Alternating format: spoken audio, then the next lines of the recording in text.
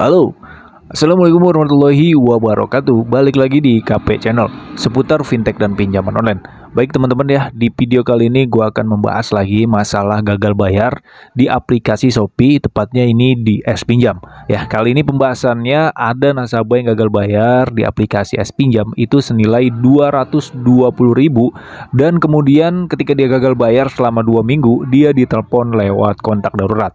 Ya, untuk penjelasannya simak video berikut ini. Oke, baik teman-teman ya. Di video kali ini gue akan bahas lagi masalah gagal bayar.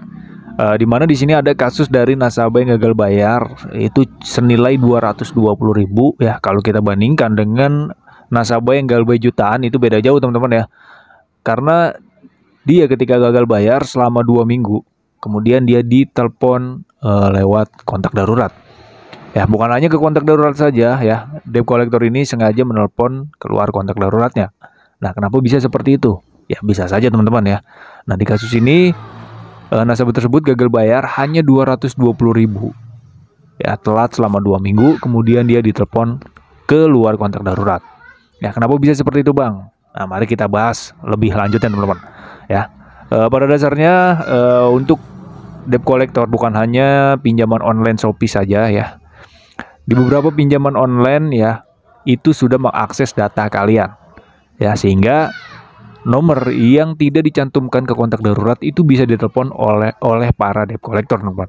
Khususnya di kasus ini aja ya. Di kasus ini ya, ada nasabah yang gagal bayar itu cuma 220.000 ya selama 2 minggu, kemudian dia menelpon di luar kontak daruratnya. Nah, kalau dari masalah tersebut ya, kalian lihat dulu ya sebelum pengajuan. Ya, balik lagi teman-teman ya. Kalian ingat-ingat sebelum pengajuan ya, di situ kan ada izin dan kontak. Nah, teman-teman kan otomatis mengizinkan ya. Kalau tidak mengizinkan, teman-teman tidak bisa meminjam di aplikasi tersebut.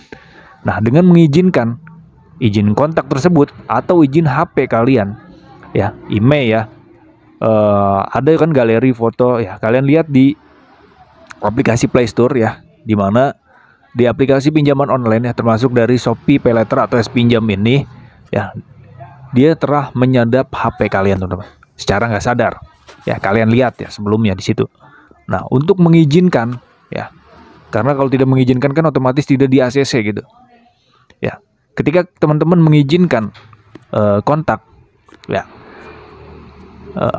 sehingga para debt collector itu sudah menyadap HP kalian, sudah tahu nih isi kontak kalian itu apa saja yang di dalamnya. Dan pada saat teman-teman gagal bayar di aplikasi Shopee, Paylater atau S Pinjam, salah satu resikonya yaitu ditelepon di luar kontak darurat ya. Jadi untuk saat ini teman-teman jangan panik lagi ya, atau jangan shock lagi mengenai kenapa bisa seperti itu, Bang. Ya, bisa saja karena pada saat sebelum pengajuan teman-teman harus ingat dulu ya, untuk perizinan ya di HP kalian itu bakalan disadap oleh aplikasi pinjaman online.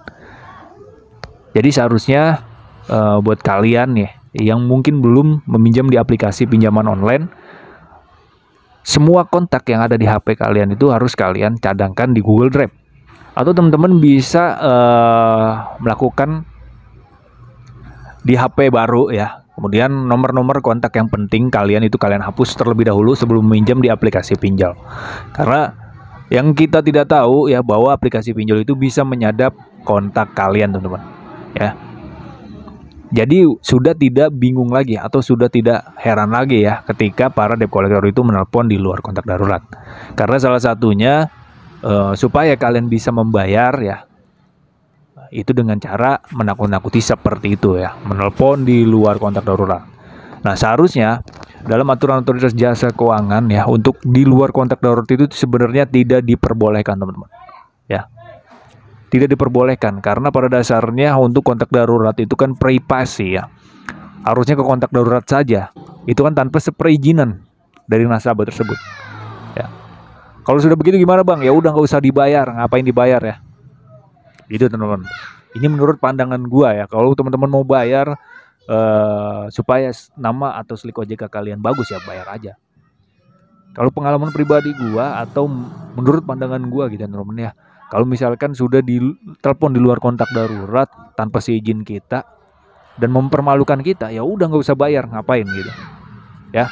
Mungkin dari sini teman-teman bisa paham masalah kenapa bisa gitu debt collector itu menelpon di luar kontak darurat, karena dia mempunyai akses atau izin sebelum kalian mengizinkan atau mengambil pengajuan di aplikasi pinjaman online, tepatnya di Shopee PayLater atau S-Pinjam. Oke, mungkin segitu aja video kali ini ya. Semoga bermanfaat. Sampai jumpa ke video selanjutnya. Thanks for watching dan salam galbay.